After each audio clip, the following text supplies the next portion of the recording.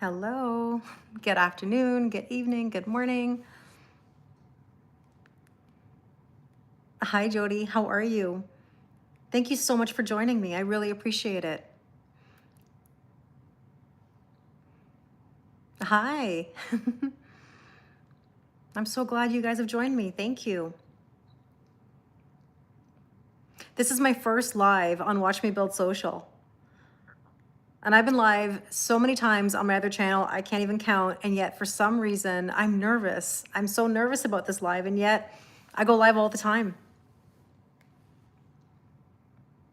Thank you so much, Kat. I'm so appreciative of you being here to support me. Thank you so much.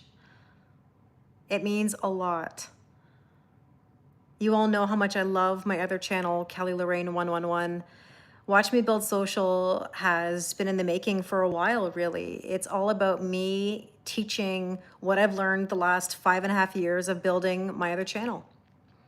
I've learned so much about building a wonderful community, and all of you have been a part of that community, and I couldn't do this without you guys. So I want to share that with people about how to build a social media community, how to find the root of why the growth might not be happening.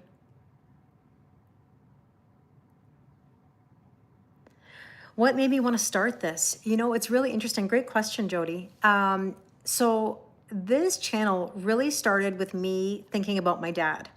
My dad passed away in 2022, and something my father used to say often was, "Watch me." And it wasn't out of like arrogance or being conceited. Hi, Matthew. Thank you so much for being here.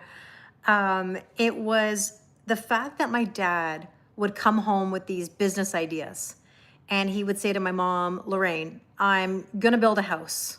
And my mom would say, "Harold, what do you know about building a house?" And my dad would go, "Watch me, watch me." One day my dad decided that he wanted to become a horse farmer. He retired from his business. He had a very successful business, and retired. And then we, were experiencing horses. My sister was taking riding lessons, and the riding school was closing down. And then that turned into buying a horse for my sister to ride. And the next thing you know, it was, let's breed horses. And then my mom was like, "Harold, what do you know about breeding horses or having a farm?" And my dad's like, "Watch me." Because he had a lot of experience. Well, I wouldn't say a lot of experience, but he had experience as a child with riding horses. And so I'm from Toronto, Canada. Hi. Hi, Christian. Hi, Yamina. How are you? Thank you so much for being here. I appreciate the support. Yamina, this is my very first live on Watch Me Build Social. So as you know, as a teacher, hi, Avni. I'm modeling that behavior that you got to put yourself out there. You got to pursue your dreams. So yeah, my dad used to just say, "Watch me," and then hustle and try to accomplish his goals. And he was very successful. Now, it wasn't always rainbows and butterflies. It wasn't always, easy, but I'm a big believer in hustling and putting yourself out there. And social media is definitely a way to do that. Thank you.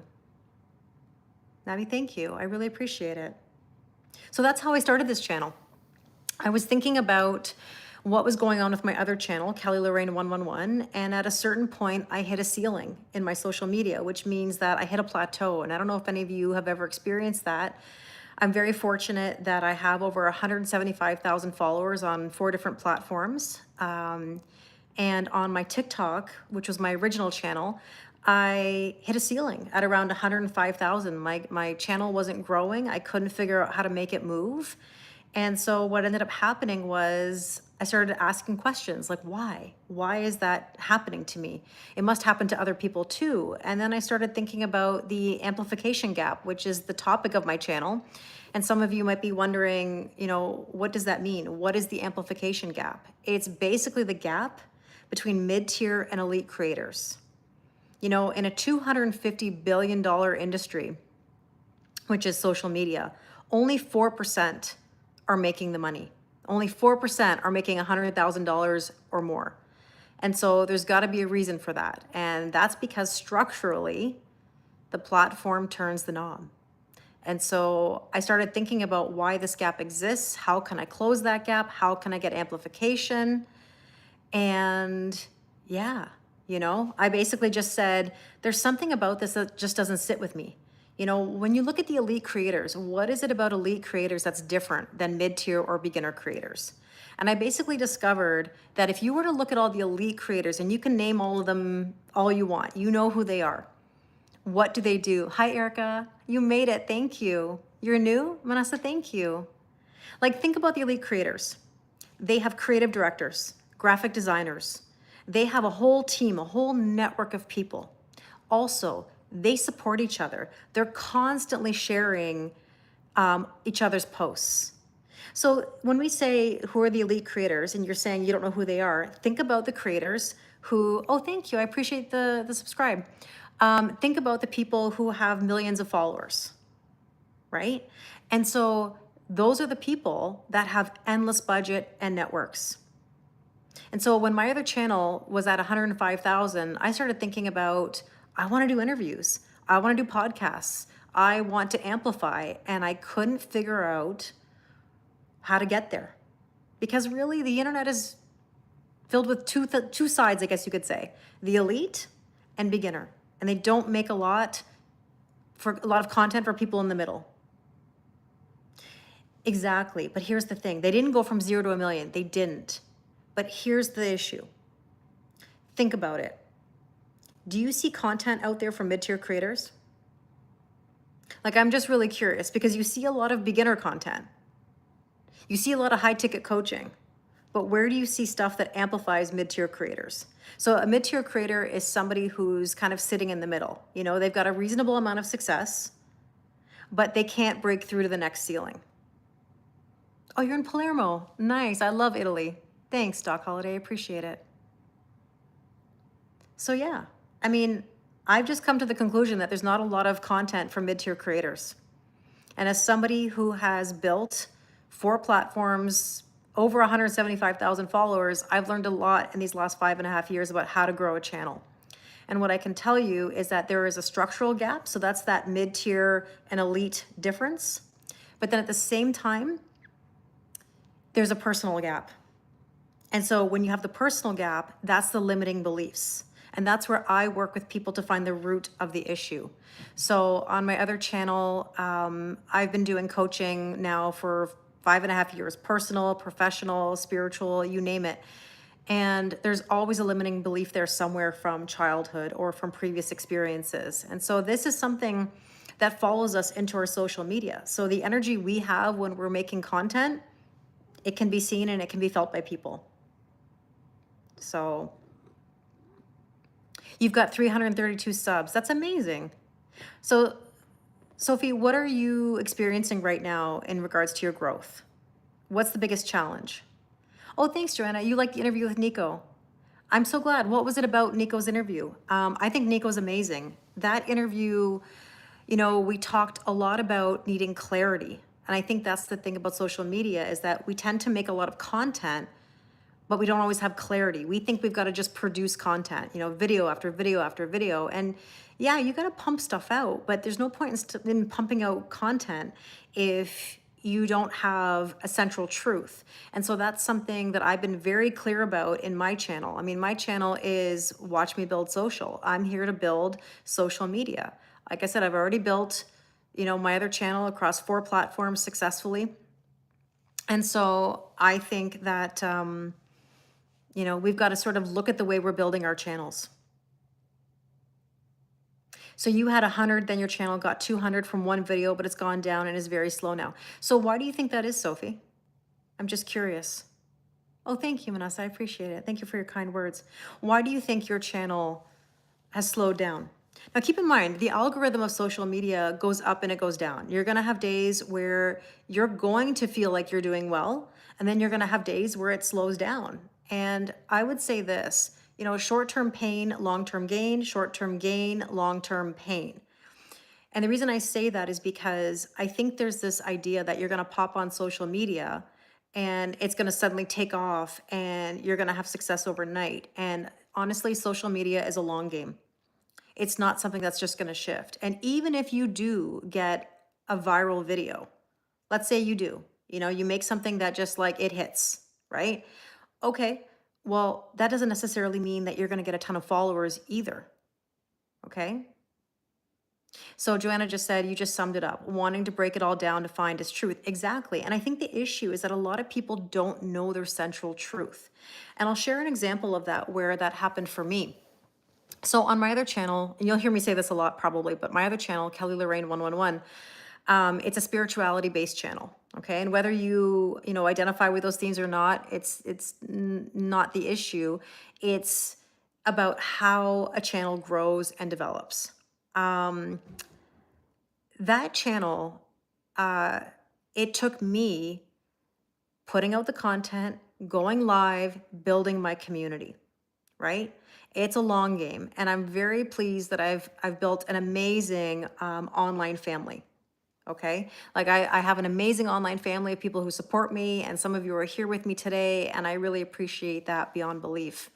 But it was something that took time to build. I'm 5.5 years in on that channel, and like I said, I think I have the best online family. It requires time, consistency, effort. And again, you might get a viral video, but that viral video does not guarantee that you're going to have long-term success. So it means sitting in the discomfort of no likes, no engagement. You just got to keep doing what you're doing and hope that it's going to catch on. But it's not just hope, it's knowing your central truth, right? You've got to know what your central truth is and bring people in from every angle that you possibly can. And so what I've been doing with the amplification gap is I've been trying to find examples of the amplification gap everywhere I possibly can.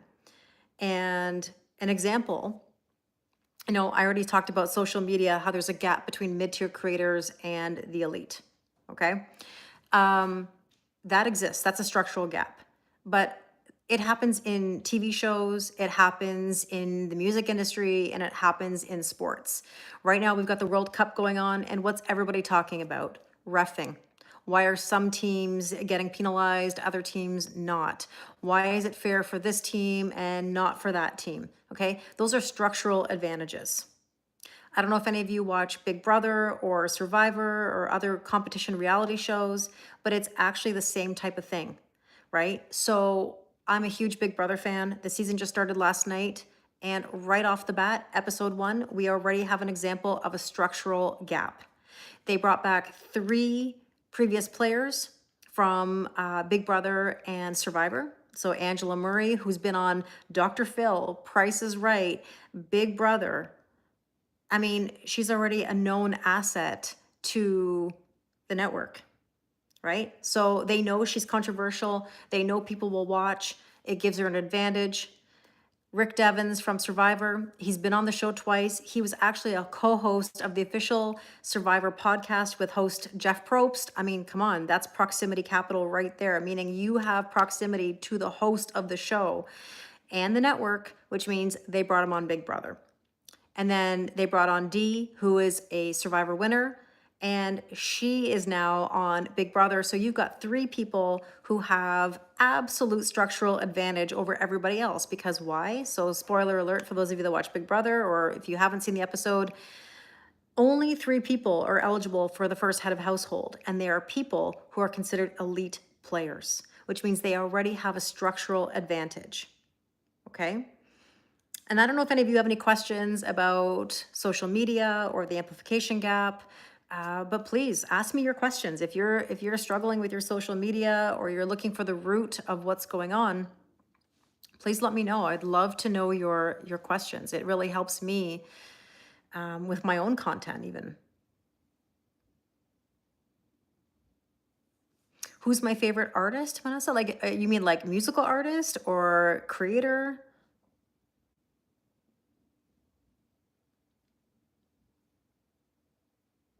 Oh, thanks, Joanna. So the root audit booklet, what was it about the workbook that helped you or that made you think? So I did create a workbook, a root audit workbook. It is in my bio. It's a free download. You don't have to give your email for anything.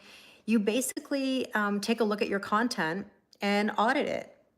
You're basically going to ask yourself some questions like, okay, can you spot something about yourself in your videos? Okay, like, can you spot something about your content? Like, do you speak too quickly? Do you over explain? So you're looking to see if you can spot something. And then you look at source, like, what's the source of the issue? Can you find the source of why you do what you do? And then there's the split aspect, which is basically asking, do you understand the structural or the personal? So which one is affecting you? Is it a structural gap or is it a personal gap? And then we look at shifting. You know, how are you going to shift yourself out of the situation you're in? So my workbook, which is in my bio, helps you look at that. It's free. You don't have to give your email. You basically just go through and audit your social media. So you would look at your last few videos. So Sophie just asked, do you know how to use hashtags on shorts? So here's the thing, Sophie. Hashtags used to be really popular, okay? And if you were to ask anybody now on Instagram, they will say that hashtags don't really matter. I think what matters most in regards to your content is SEO optimized descriptions and keywords. So if you're not familiar with SEO, SEO is search engine optimization.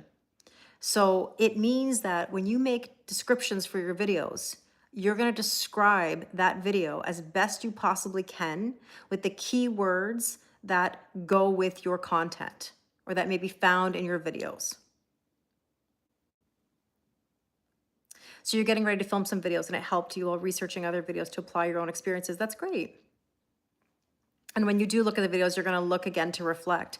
I mean, this is the thing. I would ask, when you're making content, I would ask yourself, what is the problem that you want to solve? Like, what are you trying to help people solve, right? Why would they watch your content?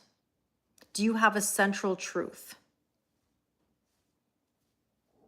Vanessa just asked, who's my favorite singer? I would say Michael Jackson. Of all time, I can't go wrong with MJ. And not just because the movie's out. long before I was an MJ fan. So yeah. So I'm really curious to know where all of you are at on your social media journey. Do you classify yourself as a beginner creator, a mid-tier creator? What is your goal for your social media? No, you know what, Joanna? I haven't watched the movie yet. No, I haven't. I've kind of been saving it, to be honest with you. I don't know why I'm doing that, but I kind of am saving it for a moment when I can be completely just relaxed and enjoy. And lately I've been very, very busy that I haven't had time to watch the movie, but I'm definitely wanting to. You know, it's interesting. This being my first live on this channel, I was really nervous. I told you that at the very beginning. I was really nervous to go live, and yet I go live every day, or not every day. I used to go live every day on my other channel. I've been busy lately, but I've gone live like millions of times over the last 5 years. And it's so daunting to go live on a new channel because you don't know who's going to be there. You don't know what questions you're going to get. You don't know what the process is going to be like. And I will say that we're all human. We're all nervous to start. You know, we got to start somewhere.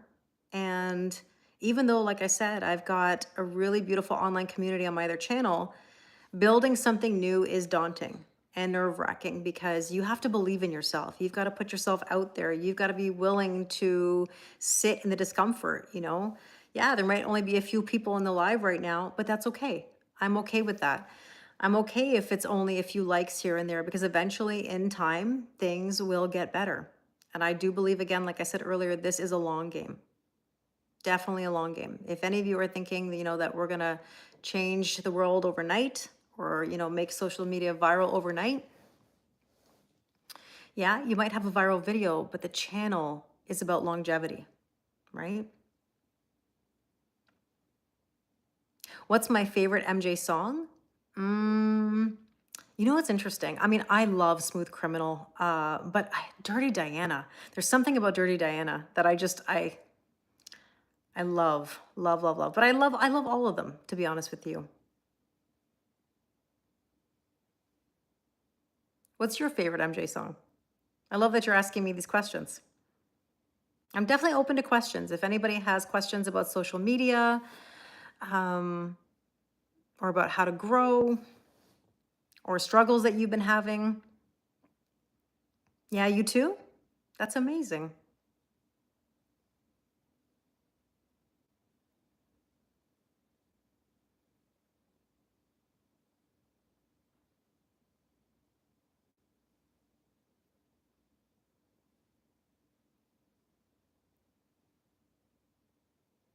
So just so you guys all know, I'm on 3 platforms at once. I'm not ignoring anybody, just in case anybody wonders, or if I'm looking away. I'm on TikTok, I'm on YouTube right now, and I'm on Instagram. So I go live on 3 platforms at once on my other channel. I've learned to be able to navigate the 3 screens. I find it's very efficient for me personally. Now you don't have to do that in your social media journey, but it's just one of those things that I'm kind of used to. So Matt just said Thriller, Billie Jean, yeah, Black or White. Those are your favorites? Definitely like the guitar of Black or White. I could see makes sense for you, Matt, because you play guitar. You love Heaven Can Wait. Nice. So Matthew, I've been thinking actually about your social media lately. What is your goal for your social media? Because you love to play guitar live, right? You like to play things by ear. What are your goals for your social media? Joanna, what about you? What are your goals for your social media? You said you're getting ready to film some things. What are you hoping to accomplish? Do you have like a central truth that you're focusing on? And I join all of you in that conversation, and I hope that you join me as well in the talk about like what are we looking to accomplish?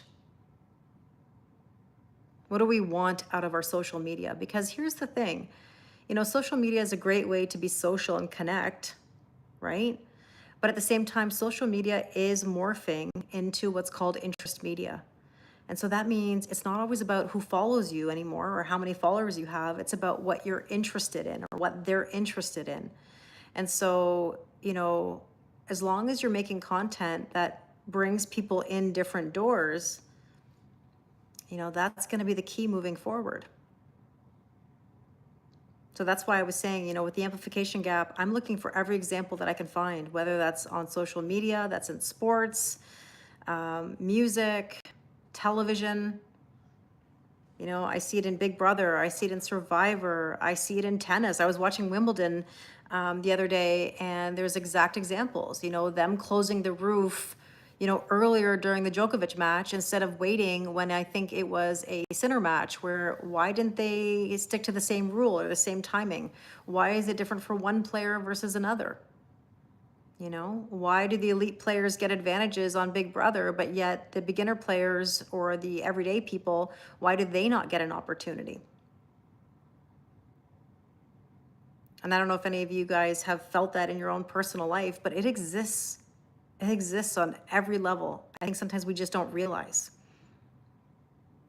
Thank you so much for the likes. I really appreciate that. Thank you, Wayne. It does mean a lot.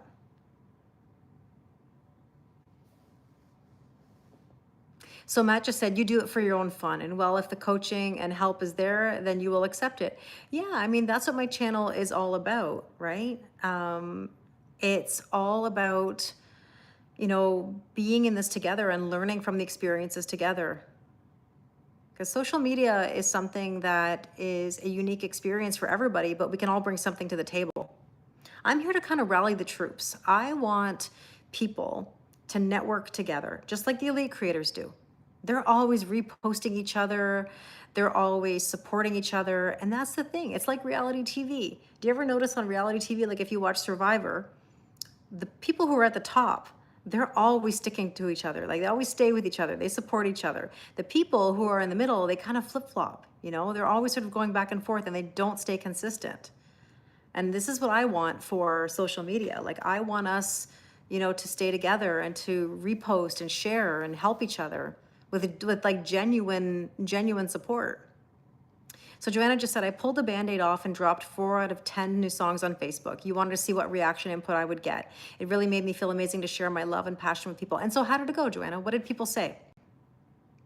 Your goal is to get your music out there and be as vulnerable as you possibly can. I think that's the whole point of art, any art in general, whether that's music, whether that's painting, design. Chris, it's so nice to see you. Yeah, there's a new season of Big Brother. It just started last night. Do you watch Big Brother? I love Big Brother. I've been watching Big Brother for a long time. And thank you so much for joining, Chris. I really you do. No way, Chris. On my other channel, I had the favorite cards out today. I had the circle cards. I was like, I wonder if Chris will know. But you had such great feedback. Amazing. I think that's wonderful. What's your question, Vanessa? Yeah, Chris, I did. And I appreciate you being here. Like, honestly, again, this is my first live here today on all the different platforms. And I'm doing my best. I'm doing my best to get the word out about the amplification gap. I'm kind of curious, how are you guys feeling today in general? What's the vibe? What's the word of the day? Hi, Jen, welcome. I'm glad you're here. Thank you so much for the likes. It really makes a difference. Those likes that you guys give me, they really help the algorithm. So thank you so, so much. Yeah, Matt, you play music by ear, and I think that's a really great skill. That's incredible. And all you can do is practice and put your stuff out there and hope that people will find you. But there are strategies that can help you grow your account. No, I think that's, Joanna, listen, 8,000 views is incredible. And I think that's the thing about social media. A lot of us put pressure, that we have to go viral, or that it means success if we have, like, I don't know, hundreds of thousands of views, but that's not necessarily the case. This is success for me right now, is being on my first live. I feel like I've accomplished something today, So don't shrink your 8,000 views. I think that's incredible. Hi, Socrates, how are you? Hi, something. Thank you for the likes. It really means a lot. I appreciate it. Thank you. I appreciate your kind words. I feel like every small step is an accomplishment. And I do have a theory, and it's called the staircase theory. And it basically means that every small step you take, right, you're getting closer to your goal. The only thing is, though, is that sometimes people, they stay too long in one step. They celebrate a little bit too long, and then they avoid making the next step. And then things start happening, they start getting tested, or they start to feel frustrated. And it just is a reminder that we all have to keep taking steps. Yeah, this is my first live. I mean, my other channel has over 175,000 followers. So I've built an amazing community over the last 5.5 years. Watch Me Build Social is my newest channel that I started back in February. And so this is my very first live on this channel. So this is a new accomplishment for me. So I'm doing my very best to build this channel, share what I've learned over the last 5.5 years, look for the root as to kind of what's getting in the way of people growing their channel. And so I think a lot of the times we look at just post more, be consistent, but like, what does that actually mean? Or, for example, a lot of the creator advice is, just be raw, grab your camera, grab your phone. And it's like, yeah, but that doesn't mean, and I say this respectfully, it doesn't mean be lazy, Oh, thank you. Thank you. It means, like, you still have to plan content. You still got to put yourself out there. You still got to have a central truth. I think that the creator economy gives us a lot of how-tos, but it doesn't always get us to where we want. And I mean, how many times have you bought a course or downloaded a framework, and it just sat in your DMs, or it sat in your email, and you didn't really do anything with it because you just keep accumulating all this advice and then not really implement, And so that's why I'm here to help people with their social media. And I've been doing this already for the last, 5.5 years. I work with people who work, all types of jobs, military, government, corporate, anything imaginable. So I have experience with all types of business. And I'm also a business teacher by trade. I'm a French teacher by trade, but I also have taught business for many years. When you talk about growing, is that directed at all social media, or could you concentrate on one platform? It depends on your goals, Chris. I don't think necessarily you can group it as all the platforms or social media in general, because every platform has a different way of doing things. You know, as an example, TikTok growth is very different from YouTube growth to Instagram growth. And I've had various experiences with all of them.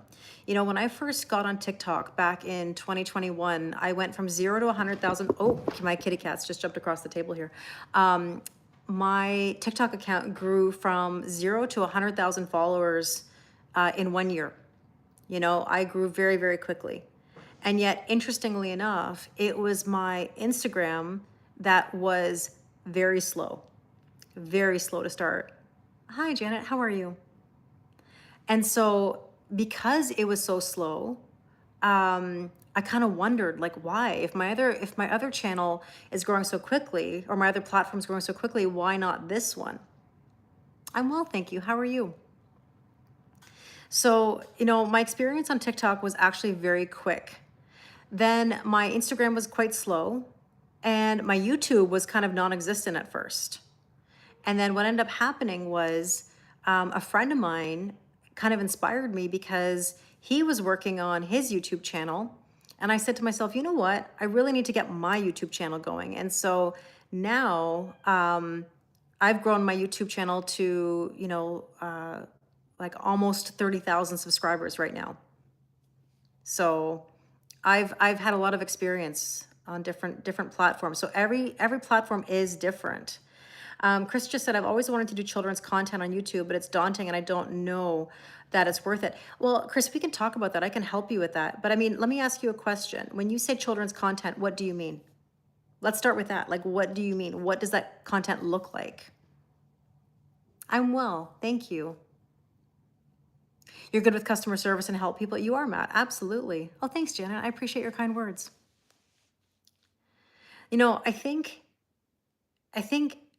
having an idea is amazing, but you have to really narrow down what your focus is. Hi, Anne. So nice to see you. Thank you for being here. Cooking videos, those are great. People love cooking videos. I would say, if you're passionate about it, do it. What about the cooking videos? What type of cooking? What type of recipes? What kind of connection do you want to make to your followers?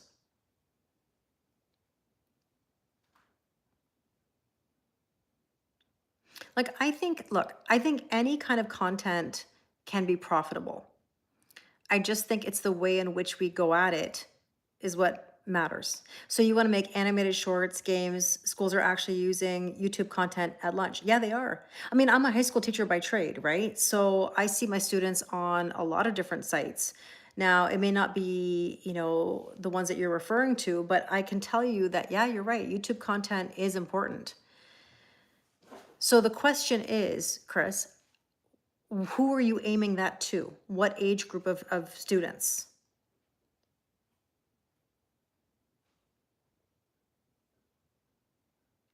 That's amazing. And I would say, if you're passionate about it, keep doing it. Okay, you make content for work. So it would be for children. So Krista, if you don't mind sharing, I'll ask you in general, like, what is it that you do? Like, what do you do for work? What is your career? Like, what kind of content do you make, like, for your work?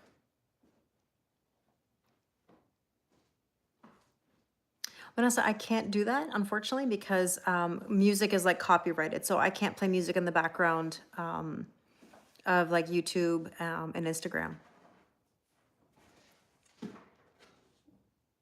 Hi, Romania. How are you? You got into cooking things from watching TV shows with Jennifer Garner. That's nice. Thank you, Jen, so, so much. I really appreciate it. Your kindness, I will not forget it. Thank you. So you did digital media screens. You worked for Cineplex. Chris, you and I should talk. You and I should talk. Because seriously, like these are things that I'm very interested in. I'd love to pick your brain. And maybe I can help you too.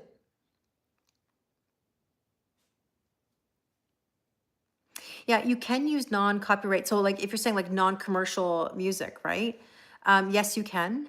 But in general, like on TikTok, when you're live, yes, you can have music on in the background. I see that a lot. But when you're on other platforms, you can't. So it's always important to know what the rules are. Thank you, Kim. I appreciate it. I appreciate it so, so much, Jen. Really, from the bottom of my heart. Thank you. It's kind of you just to be here with me and give me those likes. It means a lot. And Kim, thank you for the likes. It means a lot. But yeah, I mean, like these are the moments to like ask your questions if you have any scenarios that you're thinking about for your social media, or you're not sure how to find your central truth. Like, let's talk about it. Nice. Oh, that's okay. No worries, Kim. That's okay. I'm glad you're here. Thank you. It means a lot.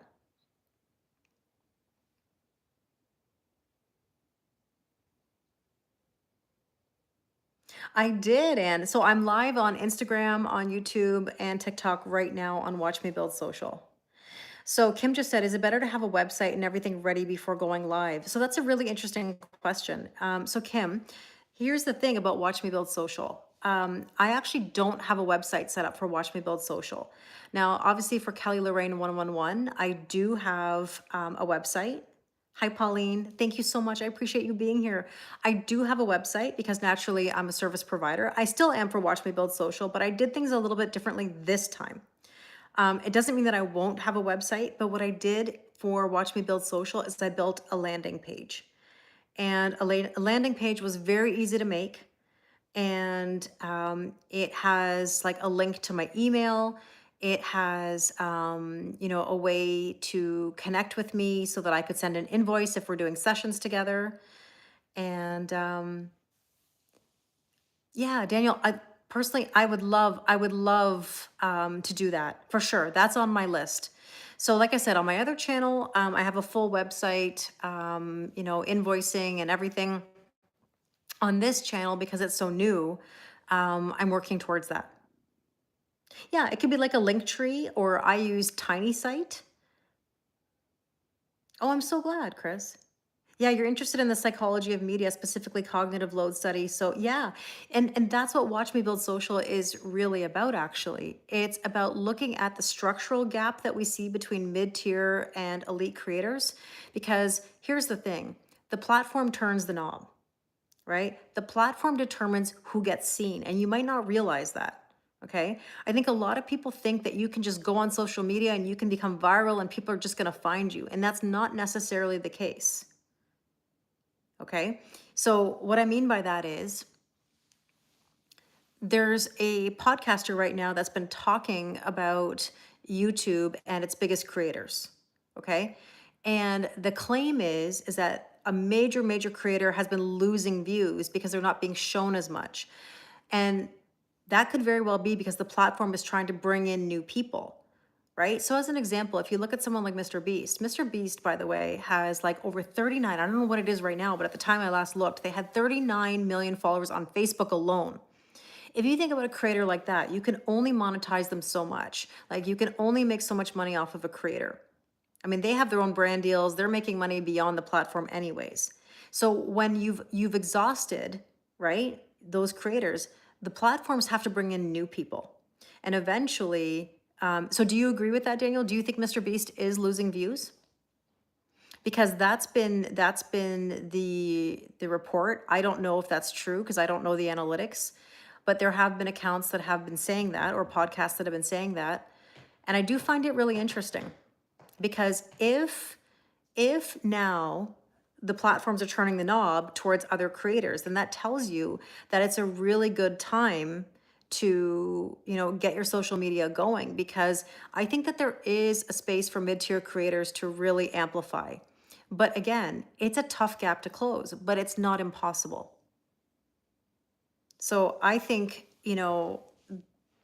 there is an opportunity here if, yeah. So Mr. Beast has 500 million on YouTube. That's what you've seen. Yeah, I mean, Look, all power to the elite creators. I have nothing against elite creators, but what I do know is that in a $250 billion industry, that's the creator economy, $250 billion. And the stats are saying that only 4% are making over $100,000. And the average is making $3,000. And I think it was like $3,000 a year. It wasn't even like a month here. So, there are a lot of content creators that are actually going back to their 9 to 5s now after leaving, thinking that content creation would be easy. Yeah, 500 million subscribers, which doesn't necessarily mean a whole lot because you're right, it's the views that pays the bills. So the question is, and we don't know this because we don't necessarily know his analytics, but are the views going down for a lot of the elite creators? So Chris just asked, do his numbers transfer to the other platforms? Like he must double dip, or is there a point of saturation? So every platform pays differently. Okay. Hi, Nick. Welcome. Thank you for coming to my first live. Every platform pays differently. So to answer your question, believe it or not, do you guys know what platform is actually paying the most right now? I mean, I've told some of you already this in random conversations privately or through my YouTube videos. If you haven't watched my YouTube videos on Watch Me Build Social, go have a look because there's one platform right now that's paying more than anybody, and you might not suspect. So Kim just asked, what pays the most in Canada? So this answer is going to be the same. It's in Canada and overall. It is an insane gap, Joanna. It really is. And it's not YouTube, Daniel, believe it or not. So Anne just said Facebook. Hi, Caleb. It is Facebook. And I know a lot of people are anti-Facebook or Meta. And I understand that there was a Facebook scandal. We all know that there was a privacy scandal. We know that that a lot of creators, young people, left the app. Everybody likes to say that Facebook is an old person's app, and I hate using that term. Facebook is actually one of the most lucrative sites to be on, or platforms to be on. So I'll tell you my story with Facebook. Yeah, and they just cut. I know, they just cut a bunch of people. But you make a very good point, Kim. I'm glad that you recognize it. But the aging population has the money, right? So here's the issue. A lot of people say that Facebook, nobody's on there. And I'm sorry, that's BS. I know that that's not true. Oh, thank you so much, Janet. It's not true because I know a lot of people who are on Facebook. And all you have to do is look at this. When you ask somebody if they're on Facebook, they go, no, but I'm on Marketplace. Marketplace is exactly the example of interest media. Facebook was interest media before we had interest media. So Gary Vee talks about interest media. I don't know if you know the term. And so interest media means that we're making content now to attract people through interest. It's not about who follows you anymore. It's about what people are interested in. Thank you. So here's the thing. Facebook, I was on there no more than, I don't even know, 4 months on my Kelly Lorraine Facebook, Kelly Lorraine 111, and I got accepted into the content monetization program. Okay. My last payout from Facebook in 1 month was about $347 US. Okay, just for posting my content, just for posting the same content that I post on Instagram and YouTube and TikTok. So people don't understand that Facebook really has earning potential. And so you're right. So, the older community does have more disposable income. I mean, let's be real. Gen Z doesn't have purchasing power. So purchasing power really comes from older demographics. So yeah.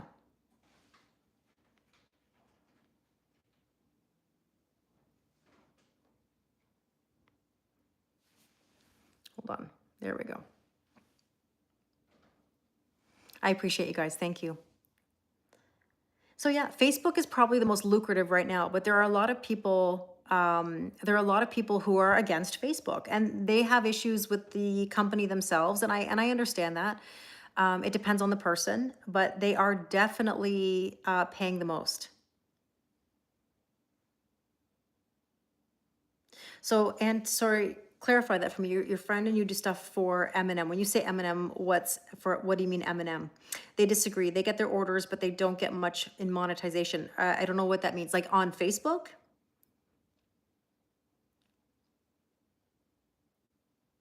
So, oh, but I just don't think I explained it right to her daughter as she Boss Mountains and Mermaids. So I don't know totally the story and or the company. No, I don't think it's Meat Shop because they're in the US, Chris. Like we're in Canada, but like they're in the US. No, but it's not about how they get their business. That's not what I'm referring to. So when people make content, okay, when they make content, the views, if we're talking about being paid for your views, people are paid for their views. Hi, Avni. How are you? I appreciate you being here. This is my first live on Watch Me Build Social. You're here for my first live with me. I appreciate it. So if we're simply talking about views and posting content, we're not talking about providing a service or selling a product. We're talking about making reels and videos. So Facebook is going to be your most lucrative. Now, YouTube is probably next because YouTube has always been sort of oh, I miss you too. It's so weird actually being on a different routine now. It's YouTube is one of those platforms that I think everybody goes to and thinks about, as monetization. But it's harder to break into the monetization because here's what you need. You need you need a certain amount of subscribers, right? You need a certain amount of watch hours. And the thing about Facebook is that, for example, Watch Me Build Social. I think I only have 160 I think I only have like 160 followers on my Facebook, Watch Me Build Social. But guess what? I already got invited into content monetization. So I didn't really have to do very much. Facebook is really trying to get people. Sorry, I just have to unplug this phone here and plug in my other device here. I'm so sorry that I got to do this while we're in the middle of this, but I don't want my device to die. There we go. So it didn't take me much to get into the monetization program on Facebook. So that's why I'm saying if you're looking to really sort of build, go build on Facebook. Because if you're going to post on Instagram, then why not post on Facebook? And that's actually how I ended up on Facebook. Because you know what? Here's the thing. For like 5 years, I did not have a Kelly Lorraine 111 Facebook page. I had a page on TikTok with over 100,000 followers, on YouTube with almost 30,000, I think at this point. And then, or maybe I'm over 30,000. I don't even know. I think I'm over 30,000 on YouTube on my other channel. And then it's actually Instagram that I'm just shy of 30,000 on this other account. Okay. And so one of the biggest mistakes I made was that I didn't have a Facebook page. And then when I started that Facebook page, and I had to because I was in a college course where I was getting a certificate in social media, that they needed us to have a Facebook business account so that I could do something for an assignment. And I was like, okay. I'm like, sorry, my cat's gonna shake the table here as he's jumping on and off this table. I apologize, he's about to jump in a minute. And that's how I ended up getting my Facebook account. And within months, I ended up getting into the content monetization program. And I think in the first, I don't even know, the first little while that I was on there, I don't remember the date specifically off the top of my head right now, but I had over $1,200 US accumulated. And so if you're trying to look at your views and your monetization, then honestly, Facebook is the place to be. But again, there's a lot of people who are anti-Facebook, or a lot of young people will say, there's nobody on Facebook. Trust me when I tell you, there are people on Facebook. So Kim just said, doing what exactly? Just posting videos, or do you have to go into a specific program? So here's how you get into it. I just started posting my content, and eventually it just started picking up views. And then what happens is Facebook will actually send you an invite. And you can also go into, and let me correct myself. There's a spot in your professional dashboard where you can express your interest in wanting to be in the content monetization program. Not on your wall. So Kim, here's the thing, and I should have clarified this so that you know. And that is, It's got to be like a Facebook public page. Okay, like a business page. It's not your personal, so it's not like, I don't know, like Kelly Lorraine personal Facebook. It's got to be a public or like a business page. And then you go into what's called your professional dashboard, and you express your interest in being part of the content monetization program. Now, there's something else that's important about Facebook to know, and that there's a new program that they have called the Fast Track program. And the Fast Track program actually will pay. Now, these are creators, though, that have, over 100,000 followers. They'll actually pay them a salary, a guaranteed monthly salary, something along the lines of, I think, $3,000 a month. Now, if you have over 1 million, which is very hard to achieve, but I mean, ultimately there are elite creators out there, and, they're making money. Why do you think Mr. Beast is on Facebook? People like Mr. Beast. Do you ever hear Mr. Beast saying things like, "Come follow me on Facebook"? I think his audience would probably think he's crazy if he said that. But look at him. He's sitting there. I don't even know. Last time I looked, when I made a video about it, there were 39 million followers, and I definitely know that that account has grown. So these elite creators are collecting money on Facebook. And if you don't think they're on Facebook, go check, because they are on Facebook. Yeah, so Chris just said, so you can just post from a hobby perspective and they may come to you if it starts to get noticed. Yeah, you just have to express your interest in your professional dashboard. So you would need momentum of views to get exposure? No, because here's the thing, Chris. My Watch Me Build Social, like I said, I have 169 followers on Facebook, and yet my channel has already been accepted into content monetization. So I'm just posting all of my content and basically hoping that it will just gain momentum. And listen, it's a long game. This is what I've been saying. It is a long game. Vanessa, what's your question?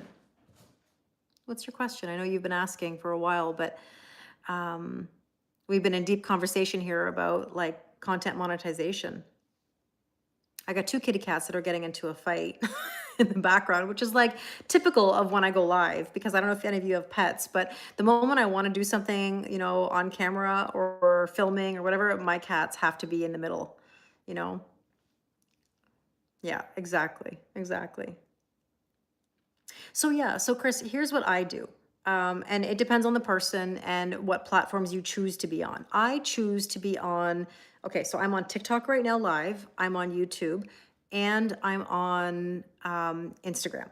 Now, I have a fourth, which is Facebook. So the content that I post, so when you see my other channel, Kelly Lorraine 111, that content is posted to TikTok, it's posted to YouTube, and it's posted to Instagram, and it's also posted to Facebook. And so how I do that efficiently, and trust me, I've been through many different ways of doing this. I have spent hours upon hours upon hours trying to figure this out over my 5.5 years of social media. But essentially, I use a scheduler. So I upload my videos to a scheduler, and I pick the time, and I copy and paste in my descriptions and my titles. And then basically my content just posts automatically, because ultimately if I'm, let's say, at school teaching during the day, I mean, I'm not a full-time teacher anymore necessarily, although I was this past year. When I can't be working on my videos or posting my videos, I schedule them. Hi, Joey, how are you? No, Manasa, you didn't make me sad at all. You can ask a question. Sure, you can. But I think that I would just say that you have to decide what platforms are right for you. Not every platform is going to be a fit. But I like to maximize, but it does take a lot of time. I would say that working on social media, it does take a lot of effort. This is not something that, I think you can do for like an hour a day. Like if you really want to build yourself, you've got to dedicate time, consistency, effort, and money. So you're staying up late on school nights in the summer. Yeah. I mean, Drury, I totally get it. I mean, I look at myself and I say, I go to bed every night after midnight, like every night, even when I'm teaching school. I go to bed every night after midnight because I'm preparing my videos for hours, But granted, I'm also running 2 brands and 2 channels, and it's not even just 2 channels. I'm on 8 social media platforms at once. Yeah, what's your question? Vanessa, what's your question? Kim just asked, is there any platform you've tried and stopped using? Um, Interestingly enough, not lately, but I did try to use Clapper at one point. If any of you remember when, people were talking about the TikTok ban, there was a point in time where people were using Clapper. And Clapper is like an alternative to TikTok. So I did post on Clapper. I did okay on Clapper, but I don't think I stayed on there long enough. It's a lot. It's a lot of work to be on different platforms. I don't know when I'm going to see the movie yet, Vanessa. I'm hoping in the next couple weeks, actually. Have you seen it? Have you seen the Michael Jackson movie? So Chris just asked, what are you using for editing? You do it all yourself. Okay, so that's a really good question.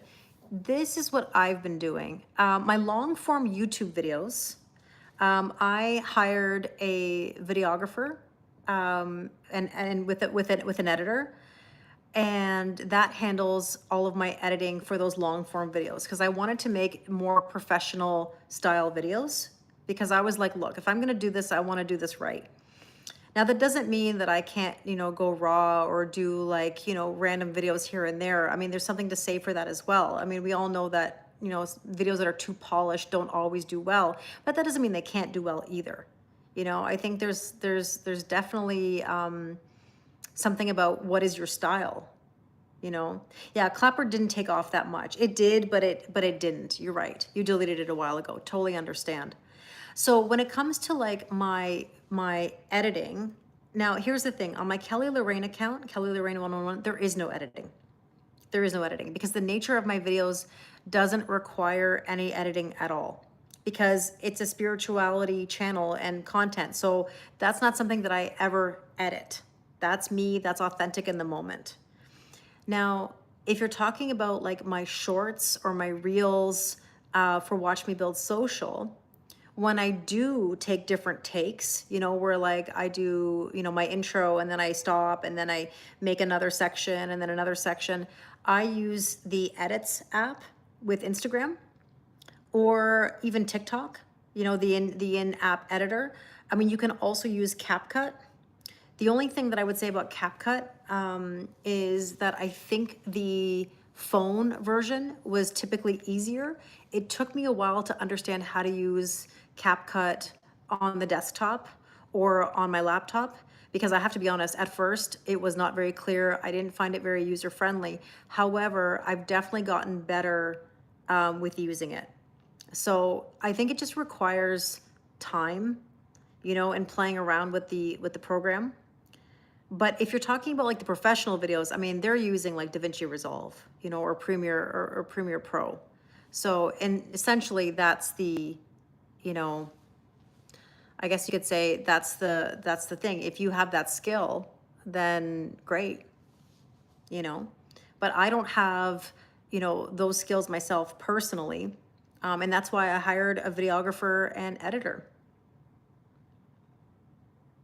You got it. So like actually just basic editing, Chris. It's just basic editing. Like it's like, okay, so let's say I want to tighten up my clips. I basically just sort of like use a basic editor to put it together. I don't really add any effects. But I'll tell you something that I did learn. And I don't know if you've heard me talk about it. Oh, Anne just said it's learning on different devices is a pain. Canva Pro is good. Yeah, you have to learn all Adobe. Totally get it. But I will tell you something that I've learned. This was one of the hardest lessons actually that I learned about filming on social media. And that is how many of you, I don't know if any of you have had this experience, because I have, how different you look filming on a phone or an iPad versus a professional camera. Because you know what's interesting? Like on these devices that I'm on right now, so again, I'm on TikTok, I'm on YouTube, and I'm on Instagram, there's no face changing filter on me. Hi, gamer. There's no face changing filter, okay? This is the shape of my face, okay? Like these are my lips, this is my nose, these are my eyes, and there's nothing that changes and alters my face. Now, does it smooth my skin? Yes.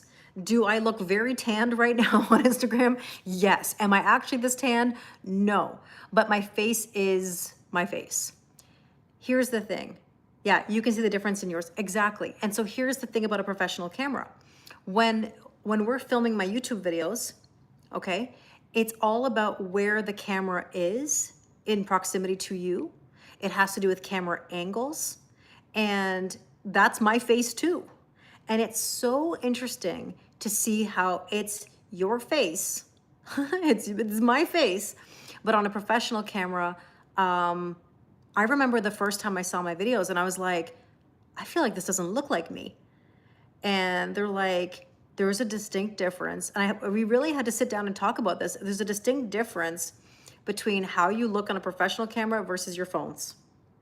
So if you've never tested that out on yourself, do it, because it is so fascinating. So we filmed my very first YouTube videos, like, and I'm not talking shorts, I'm talking about long form videos. Okay. When I filmed my first 5 long form videos, we filmed 5 in one day. So I look the same, naturally, of course, in those 5 videos. And when I looked at the cuts afterwards, I was like, oh my goodness. What video did they use? You have used on your I don't know what that means, Anne. Like, can you be more specific? So I looked at myself and I went, oh my gosh, I wish I had known. For example, see this background behind me? Okay, on TikTok, it looks very like true to color, okay?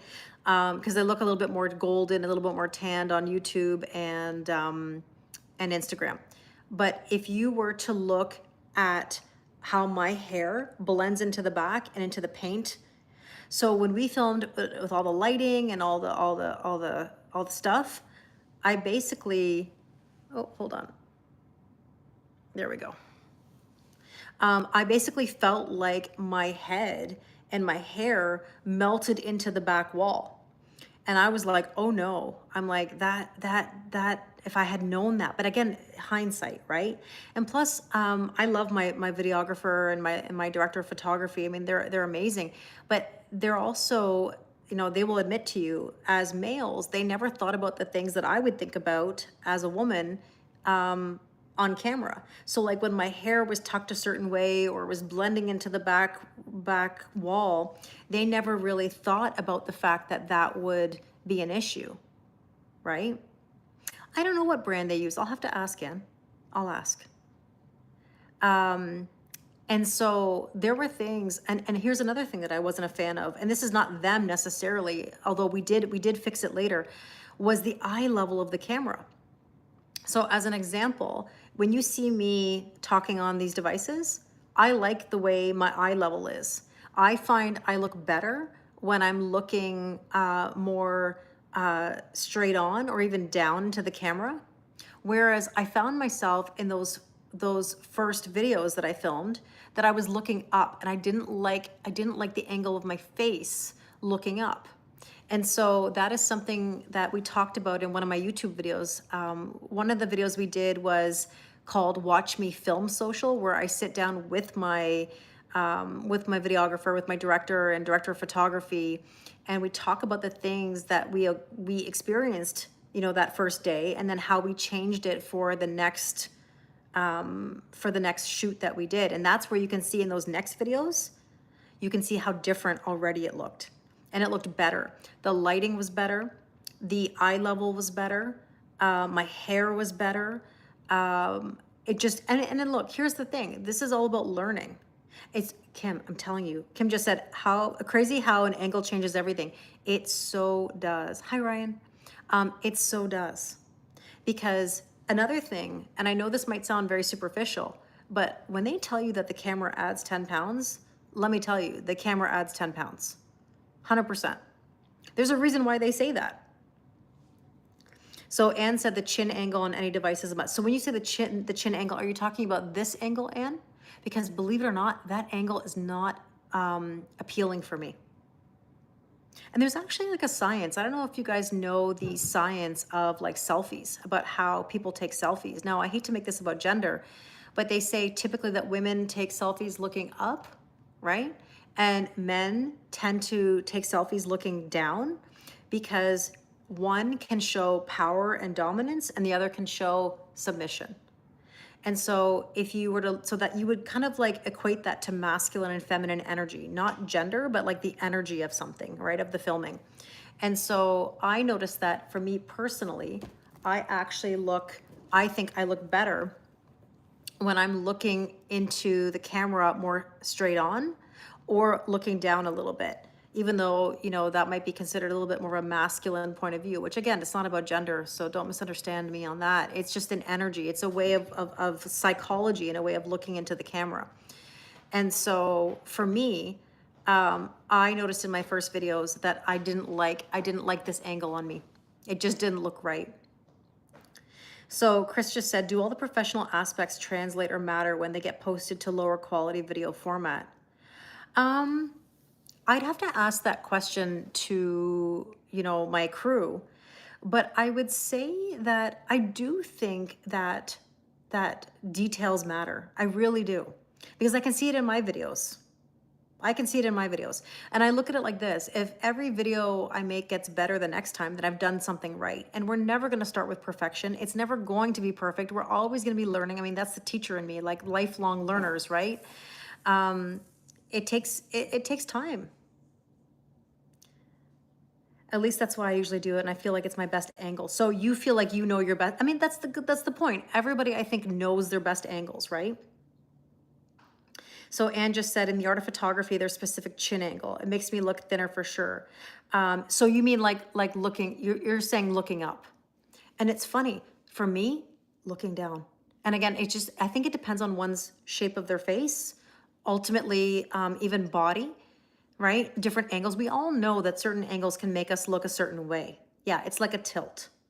Right. I know whenever we get portraits done, or whenever I have to go get like my school photo, when I was teaching, you know, you'd have to go sit and get your lanyard photo, your card photo. You know, they would always sit you down and then they would tilt you a certain way, right? Yeah, no, I know what you mean, Ann. I totally do. I totally know what you mean. And I think that there are so many small things that we don't even realize go into filming.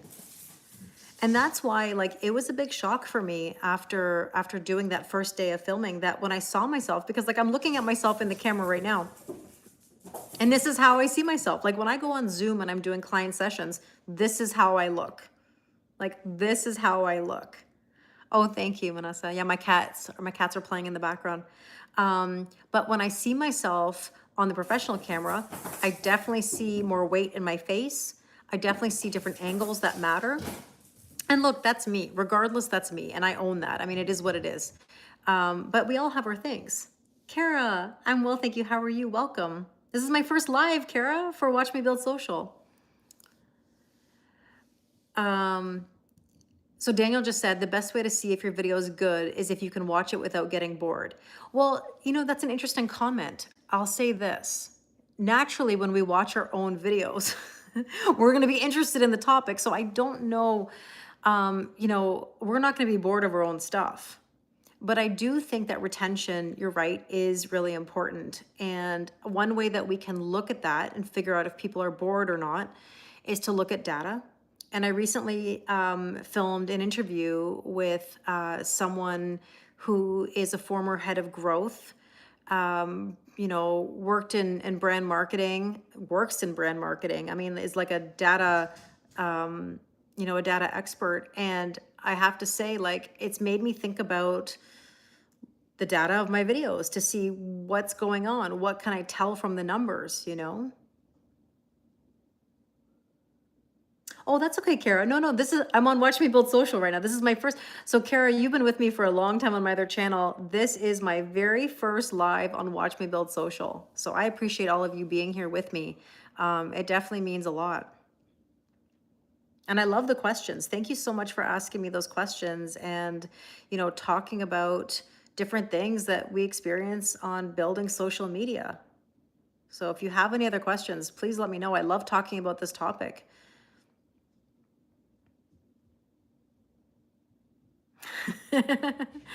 Yeah, I mean, you know, I appreciate the participation, but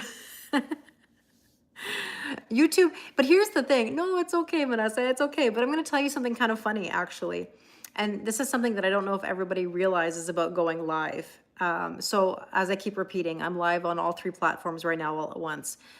Every platform has different, what's the word I'm looking for? Has different sets of things. And I'm saying that very generally and saying that very, very diplomatically. Um, I am very lucky. On my other channel, I don't have trolls. I don't have anybody that gives me a hard time. I don't entertain it. But I will say this. YouTube, so Daniel, on YouTube, YouTube is a really, I call it a completely different beast because the comments that one gets on YouTube Live are just on a whole other level. They are on a whole other level. Like you really have to have a thick skin. It's okay, Manasa. No, no, don't worry.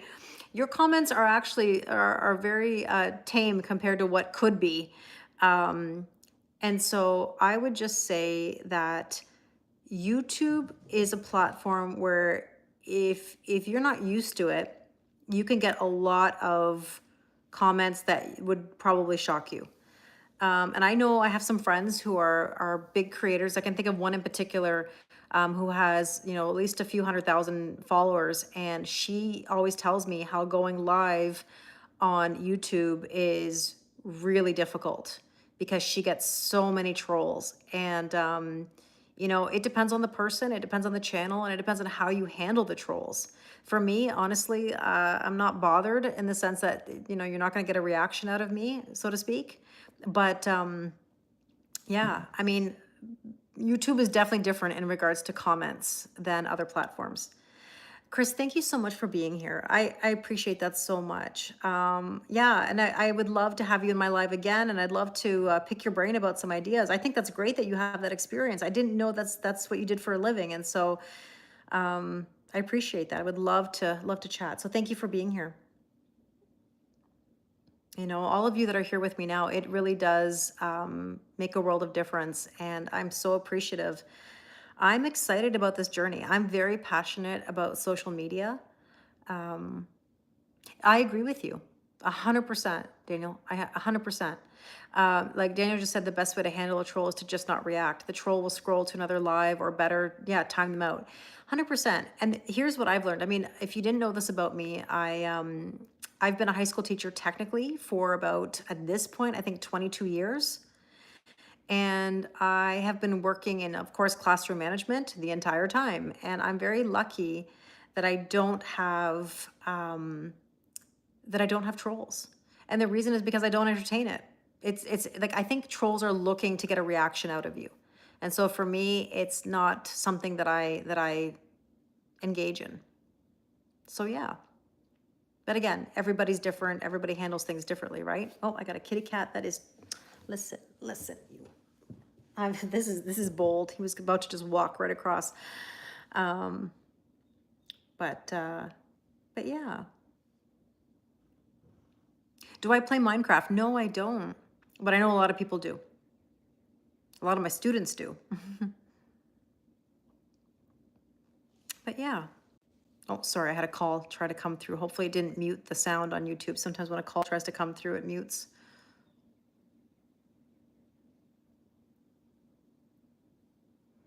So yeah, do you have any other questions? I mean, I'll come live again, obviously. And I really appreciate, oh, it didn't mute? Okay, thank you for letting me know. Okay, thanks, Joanna. Because you know on my other channel, whenever like a call comes through, it ends up muting. And I'm like, oh, I'm gonna have to try to get it back. But yeah, I mean, I'll be live again. And you know, at first the live was like a little bit like I said, nerve-wracking for me. But once we got going into topics, it felt really comfortable. And that's really because of you guys. So thank you so much for asking your questions and you know, talking about my experiences or asking about my experiences. It really means a lot. I really appreciate it.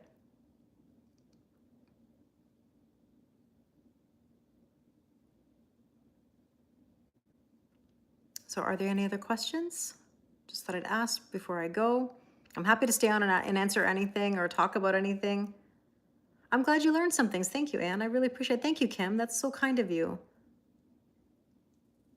Yeah, pick my brain. I'm happy to do that. I'm like I said, I'm very passionate about coaching people. I've been a business teacher also for many years.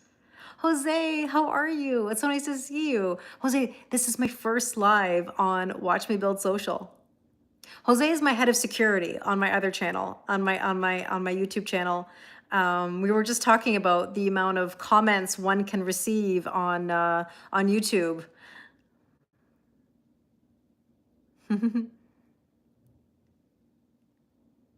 Jose's been with me for a long time, and I really appreciate you being here. I can't believe this is like my first live on this channel. I was just telling everybody I was nervous about it, but I don't know why I'm so nervous. I go live all the time. I'm well. How are you?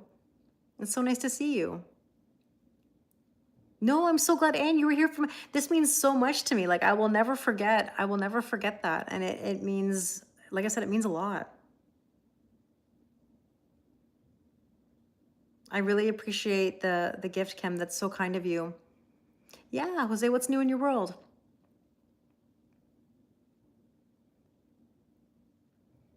We're just talking about social media, the amplification gap, and kind of talking about social media growth and why this is a long game. But you know, it's a fun topic to discuss. And like I said, if any of you have any questions, never hesitate to ask. You can put them on my videos or on these lives, and I'd be happy to answer them.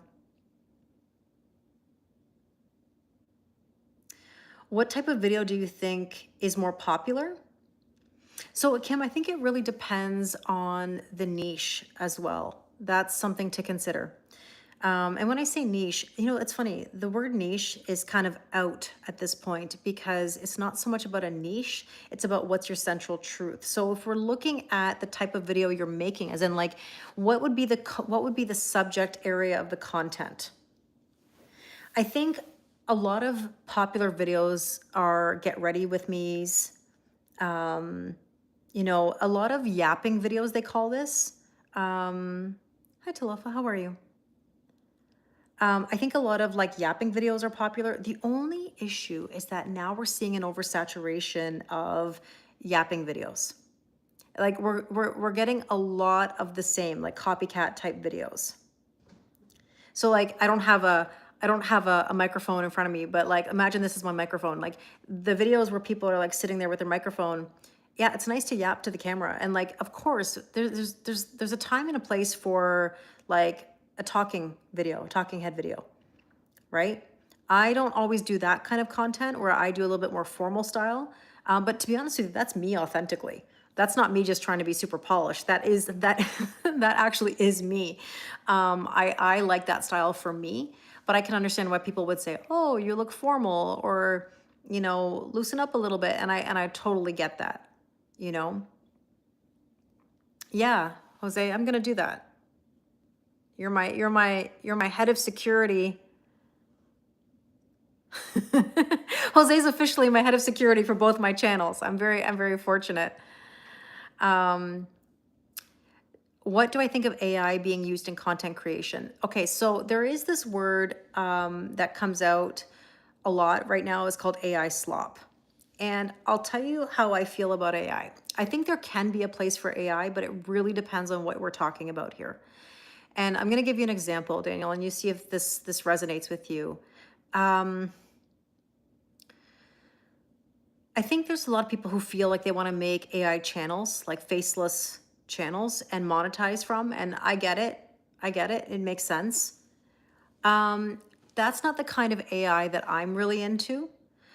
Where I think AI has a place is when you're making SEO optimized titles and descriptions. So meaning search engine optimization. So at the very beginning of the live, I talked about how what's really important is the keywords. So what I actually do with all my videos is I put my transcript, or I actually hold a device and play the video into my MacBook so that it transcribes into, let's say, Claude or ChatGPT. So it's my words, it's me talking, but what it does is it makes a search engine optimized title and description so that it has a lot of keywords that makes it searchable or findable. Okay, so I think AI can have a place there. I also believe that AI can be good in regards to amplifying your own ideas. So whenever I go to make scripts, The scripts are all my ideas. I don't just say, hey, make me a script on this topic without my ideas. Like, I go through everything that I want to talk about. I write my scripts, and then there's like an editing process. So I do think that AI can be used in content creation. It just depends on how you're using it. Now, naturally, each person has their own opinion on AI. I will say this though, and I do mention this in a video that I just recently posted on YouTube. And if you want to check it out, feel free to do that. I did an interview with my friend Neil, who's actually a former educator like myself, and also a successful content creator. He makes a great, he has a great channel of like music content, dancing, lip syncing. Like it's really entertaining. And he and I were talking about this, and I ran it past him. So here's the scenario. I won't name the name, but there's a very large content creator who made a video not long ago criticizing people for reading off of teleprompters and scripting with AI. And I get that. I get that. We don't want AI slop. And sometimes, yes, it's very obvious when people are reading off a teleprompter or they're not feeling comfortable. But I have a counter argument to that. And that is, how are we ever going to get better unless we practice or we try? So it used to be that we were encouraging people, yeah, use AI, use tools, help yourself. Here you go. Put yourself out there, be raw, do it. Like, it's not easy to put yourself in front of a camera. It really is not easy to put yourself in front of a camera. And then let's say somebody goes and takes, AI and makes a script. Okay, that's up to them. Who am I to judge? Let them do whatever they want to do. But then to go criticize somebody for using a teleprompter or using AI with their script, what would you like them to do? You're only going to get better the more you put yourself out there and try. Maybe in that moment, they feel that's their only option. Maybe that's what they feel is going to help them grow. I don't know. Who am I to say? Who's anybody to judge? But I definitely think that we have to be mindful about encouraging people and then like slapping them on the hand the moment they do it. And I feel like that's sort of the beginner section of the creator economy. Like, I don't know how many of you are familiar with the gym membership model, but the gym membership model is hoping that people will not use their gym memberships. Why do you think people in the new year, gym memberships go up and then they go down? So it's the same with online courses on social media. They're kind of hoping that you're going to buy courses and not really finish them, because statistically, most people don't finish the courses that they purchase, which makes you next year's beginner again. So in theory, like, if we want people to grow and get better, then why not let them just be cringe? I mean, like, I look back at some of my original videos on my first channel and I feel like I cringe. Like, I absolutely cringe at myself. Like, how else did I get better other than putting myself out there? Now I have over 175,000 followers on 4 platforms. Obviously, I've gotten better as I've gone through the process. Hi, Christina. Welcome. I've got a lot of questions to answer. Sorry, I was talking there, but do I like Claude or ChatGPT or Gemini? Personally, I like Claude. I started with ChatGPT and then I left to go to Claude. Although I still have ChatGPT, but not as my main usage. What if it's there to keep you on track? Yeah, and exactly, Kim. I don't see anything wrong with that. I use a teleprompter. I don't see any reason. But let me tell you something. A teleprompter is a whole beast. Like, when I'm filming my YouTube videos, yeah, I use a teleprompter.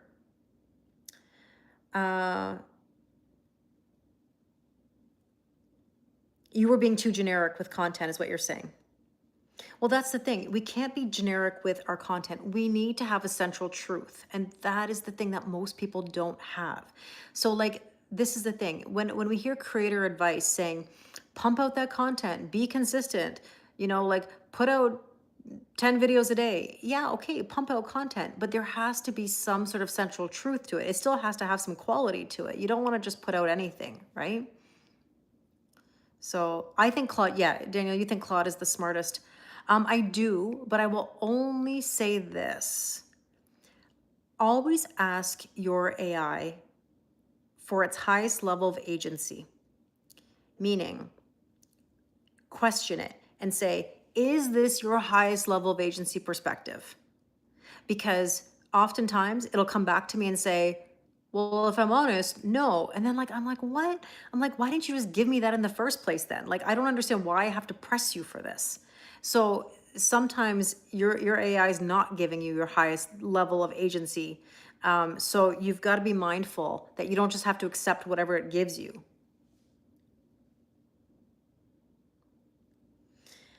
So Anne, I mean, we can do like, so I don't know if you've seen on my page, but I have what's called a root audit. It's a root workbook, a root audit workbook. It's free. You don't have to put in an email or anything. It's in my bio.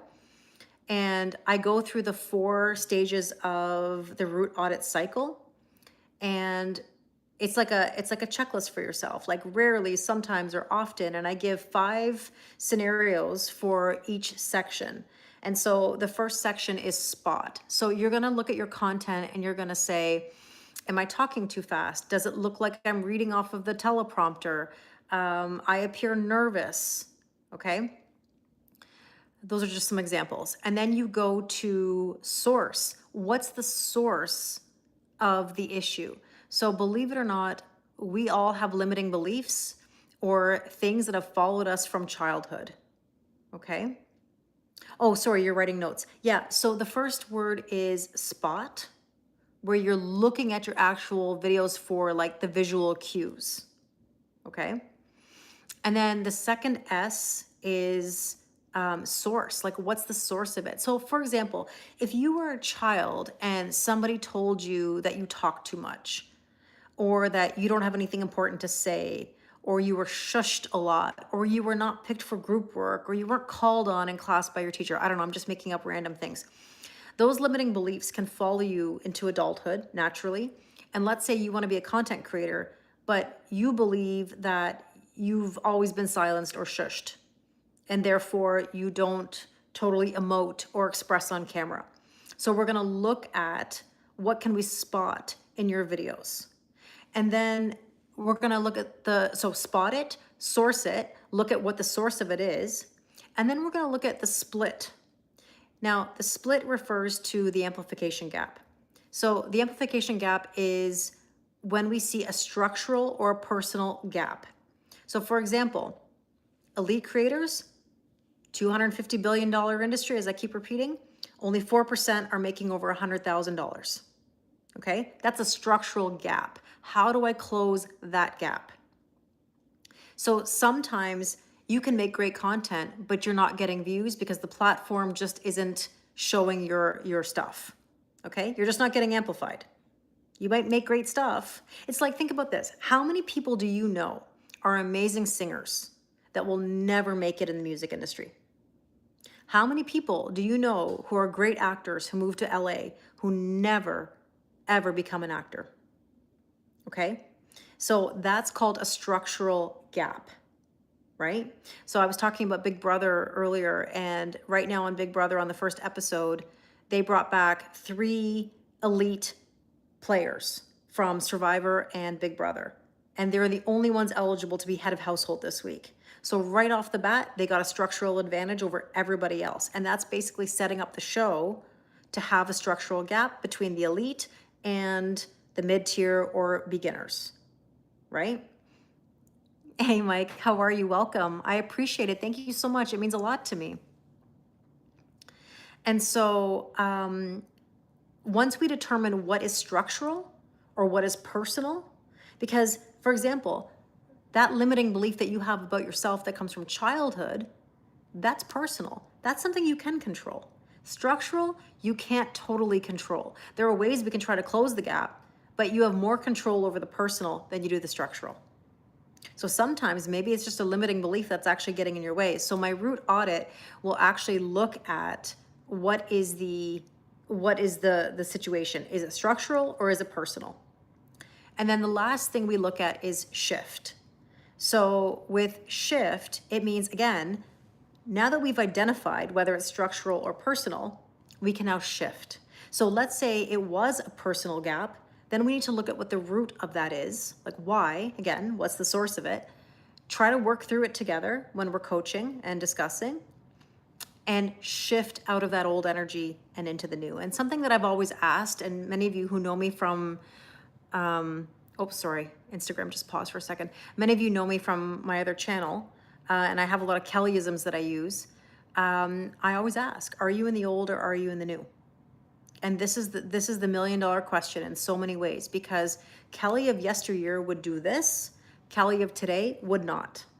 So I have to take what I've learned from the past, apply it to the present so that I can have a better future. And so this is the whole premise of Watch Me Build Social, right? All these things that I've learned in 5.5 years of building my other channel, because obviously I've done something right. I mean, and here's something interesting. Since I've started Watch Me Build Social and I've become more focused on being clear and concise with my content, my first channel, Kelly Lorraine, has gone from 105.6 thousand followers, and that was back in February, to now over 118,000 followers. So do the math. I've just gone up about 13,000 followers in the past 4 months. So I hit a ceiling for a very long time where I was getting no growth. Now all of a sudden, I'm getting growth again. Why? Because my mindset has shifted. I've learned about the structural gap. I've learned about the personal gap. And now I'm applying it to my own content and teaching it to others, right? So I'm taking what I've learned from the past in my 5.5 years of building my first channel. I'm applying it to my present so that I can build in the future. I can have a better future. Oh, thank you so much, Steve. That's really, really kind of you. Thank you. And so, yeah, I mean, this is the thing. We have to look at the root, the root cause of why we may be stuck. So that's why in my bio, you will find my free workbook. Like I said, you don't have to put in your email or anything. It's literally like a download, a PDF download. And what you can do is you can take it, you can look at your videos and see whether or not you can spot, source, split, and shift. And so that audit is meant to, be a continuous thing. So yeah, I hope that gives you some context or some understanding. But I'll definitely keep talking about it and making videos about it. I'm very, very passionate about these topics. So yeah. My favorite song, Vanessa, it depends. Like I have many favorite songs. It depends on my mood. It depends on like the style of music. It depends the era. I know you asked me a lot about Michael Jackson earlier. I mean, MJ is probably my most favorite artist of all time. But it depends on how I'm feeling in the moment. So I don't know if I really have like a favorite song in general. I have many favorite songs. You too?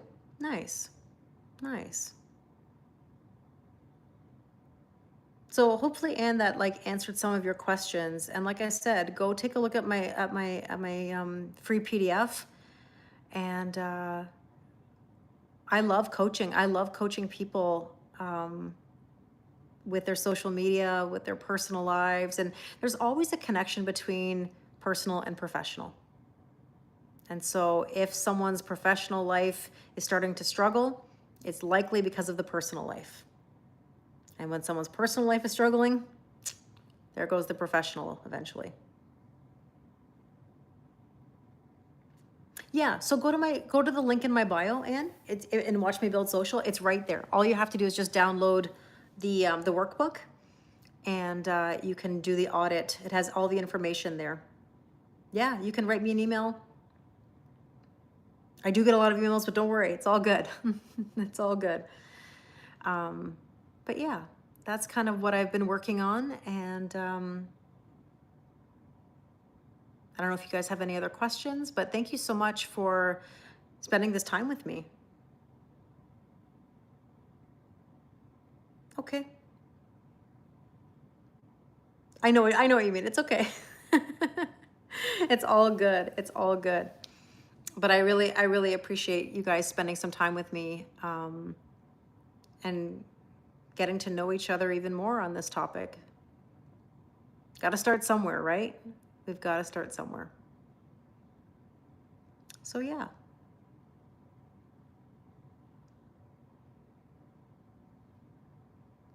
Well, Well, I think I'm gonna head out. Yeah, you're welcome, Kim. Thank you so much for being here and asking questions. Like, you have no idea, honestly, how much it means to me. All of you have been so kind and so supportive. Thank you, Joanna. It really means a lot to me. I appreciate you too, and it's really really nice to be able to talk about this topic. Like I said, I'm very very passionate about it, and I look forward to doing more coaching on this topic. I've already been coaching for years, doing business coaching and also teaching business to my students, entrepreneurship. And so this is nothing new to me, but it is new to me in regards to social media. And it's a hustle every day of my life. And even just the likes and the comments, they really mean a lot to me. You have no idea how much that makes a difference. Thank you, Anne, so much. Mike just said, to those of you who don't know Kelly from her other channel, she's very diligent, passionate, as well as compassionate. I followed her for a few years and now I watched her hit her first 10,000 and move on. Yeah, I appreciate that, Mike. It means a lot to me. Like, I really have the best online family and I couldn't ask for anything better. So all the support, it really means the world. So thank you, thank you, thank you. My first live, I feel so much better now. And I'd love for you to join me the next time I'm live. And if you have any questions, think about them. Think about any questions you might have. I'm happy to answer anytime. Okay. Jose, thank you for being my head of security, my moderator. It really means a lot to me. You're a wonderful friend, and it's such a pleasure to do this with you guys. Okay. And thank you so much for the gifts. It means a lot. Kim, thank you so much for the gifts as well. Okay, I'm gonna head out. Instagram, thank you so much. Mike, I really appreciate your kind words. Steve as well, thank you. To even a couple of my students who popped in, that's so nice. You get a free A on your test now? I mean, Mike, I definitely will give you some grace on your next test. But thank you so much. I really appreciate it.